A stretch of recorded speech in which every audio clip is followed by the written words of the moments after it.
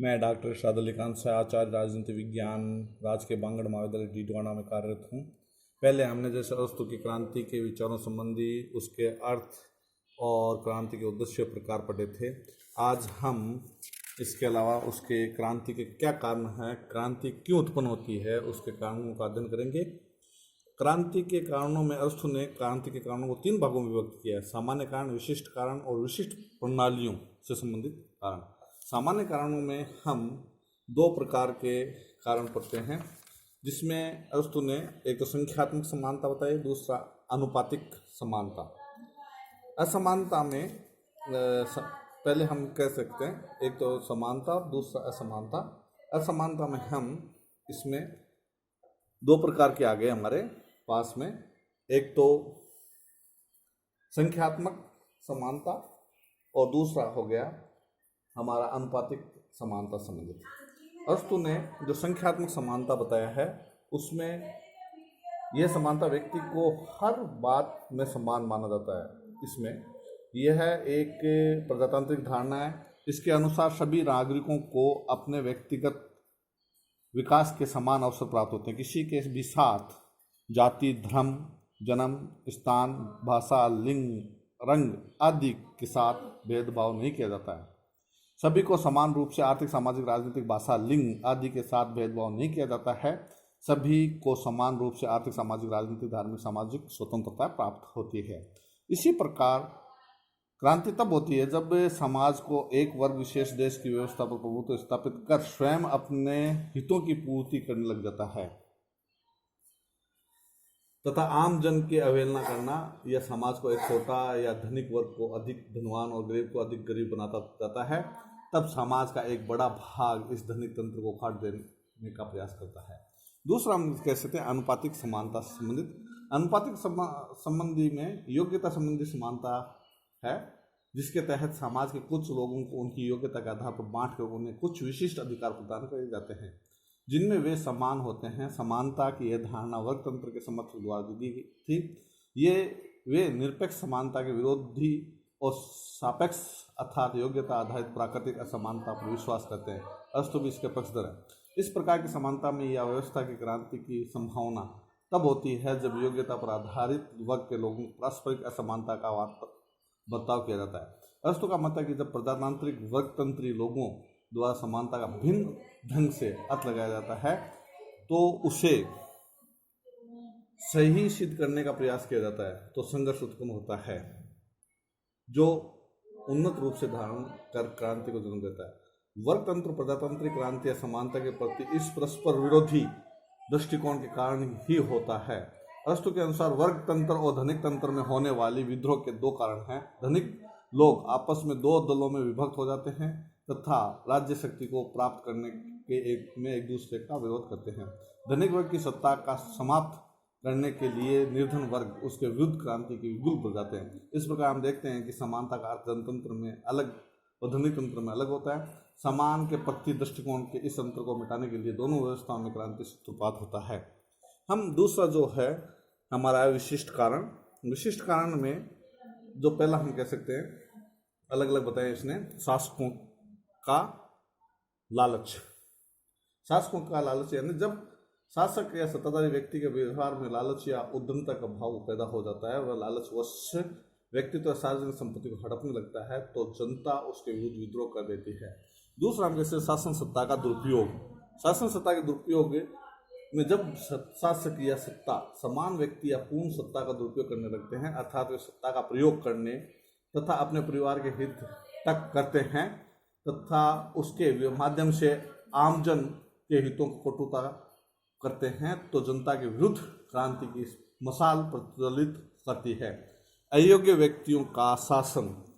जब शासक वर्ग अयोग्य हो और शासन की भागीदारी में योग्य लोगों की रुचि ना हो तो क्रांति की भूमिका बनती है। मध्यम वर्ग का अभाव। समाज का 2 वर्गों धनवान और निर्धन में बांटना भी क्रांति का एक प्रमुख कारण हो सकता है। मध्यम वर्ग जो समाज में संतुलन स्थापित करता है, उनके अभाव में निर्धन वर्ग द्वारा क्रांति की समानता हो सकती है। आर्थिक असंतुलन।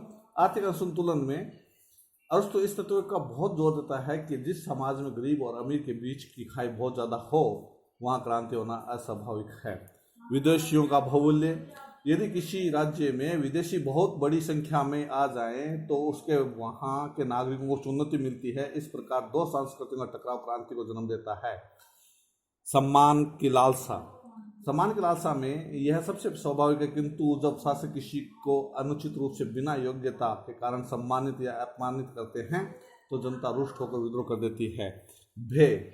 भय दो प्रकार के इससे व्यक्तियों को क्रांति के लिए बाधित करता है। प्रथम, अपराध करने वाले व्यक्तियों को दंड का भय होता है, इससे बचने के लिए विद्रोह कर देते हैं।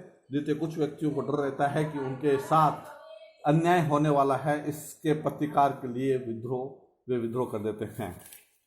इसके बाद में हम कह सकते हैं घृणा। घृणा, जब राज्य का एक वर्ग या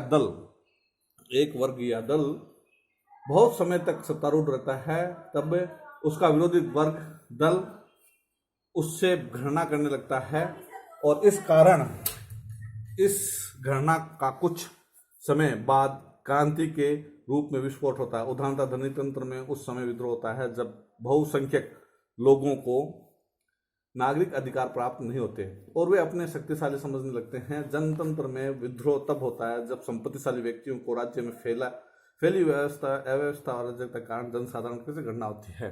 पारिवारिक झगड़े, ईर्ष्या, द्वेष, वैमनस्य के कारण भी राज्य में क्रांति हो जाती है। राजतंत्र और कुलीन तंत्र में तो प्राय क्रांति या पारस्परिक घृणा व व्यक्तिगत ईर्ष्या के कारण होती है। शासक वर्ग की लापरवाही यानी असावधानी होती है जिससे क्रांति होने की संभावना रहती है। कभी कभी अज्ञान और असावधानी के कारण राजद्रोहियों को महत्वपूर्ण पदों पर नियुक्त कर देते हैं। इससे किसी भी समय अवसर प्राप्त होते ही वे व्यक्ति राज्य का तख्ता पलट कर देते हैं और खुद क्रांति कर देते हैं। भौगोलिक स्थिति।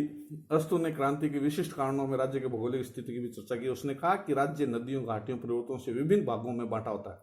उसके लोग एक दूसरे के निकट संपर्क में नहीं रहते और इसलिए राज्य का कोई भाग किसी तथ्य को लेकर कभी भी क्रांति करने की ताक में रहता है। अतः राज्य की भौगोलिक स्थिति अरस्तु के अनुसार क्रांति के सहायक तत्वों में से है। अल्प परिवर्तन की उपेक्षा। अल्प परिवर्तनों की उपेक्षा भी कई बार क्रांति का कारण होता है। छोटे छोटे परिवर्तन शहन महान परिवर्तन उत्पन्न कर देते हैं, जैसे अंबारकिया, यहाँ मताधिकार की शर्तों में सामान्य परिवर्तन से शासन में क्रांति हुई। प्रमाद भी क्रांति का एक कारण होता है। जनता अपने आलस्य उपेक्षा के कारण ऐसे व्यक्तियों को सत्तारूढ़ कर देते हैं जो वर्तमान शासन के प्रतिष्ठावान नहीं होते हैं और शासन को बदल देते हैं। निर्वाचन संबंधी षड्यंत्र भी क्रांति का जन्म देती है। हेराई में चुनाव में बड़े षड्यंत्र होते थे, इस कारण इनका परिणाम पहले से निश्चित हो जाता था। इस दोष को दूर करने के लिए यहाँ पर्ची और गोट पद्धति को अपनाकर निर्वाचन पद्धति में क्रांति की गई। परस्पर विरोधी वर्गों का शक्ति में संतुलन होना। क्रांति का एक प्रबल कारण राज्य में परस्पर विरोधी अर्थात निर्धन व धनी की शक्ति में संतुलन होना भी है। जहां एक पक्ष दूसरे पक्ष से अधिक प्रबल होता है तो निर्बल पक्ष प्रबल पक्ष से लड़ाई नहीं लेता, किंतु जब दोनों में शक्ति संतुलन होता है तो दोनों की सफलता की संभावना होती है। वे विद्रोह करके सत्ता स्थगित करने का प्रयत्न करते हैं। क्रांति के जो विशिष्ट कारण थे उसके अलावा विशिष्ट शासन प्रणालियों में क्रांति के विशिष्ट कारण भी हैं जिनमें अलग अलग है। प्रजातंत्र में क्रांति। प्रजातंत्र में अरस्तु का मत है कि जनतंत्र में क्रांति विभिन्न कारणों से होती है। प्रथम कारण धनियों के साथ किया गया जाने वाला अत्याचार। जन नेताओं द्वारा धनिकों पर झूठे और दोष आरोपित किए जाते हैं जिसके फलस्वरूप उन्हें अपने हितों की रक्षा करने के लिए क्रांति का आश्रय लेना पड़ता है।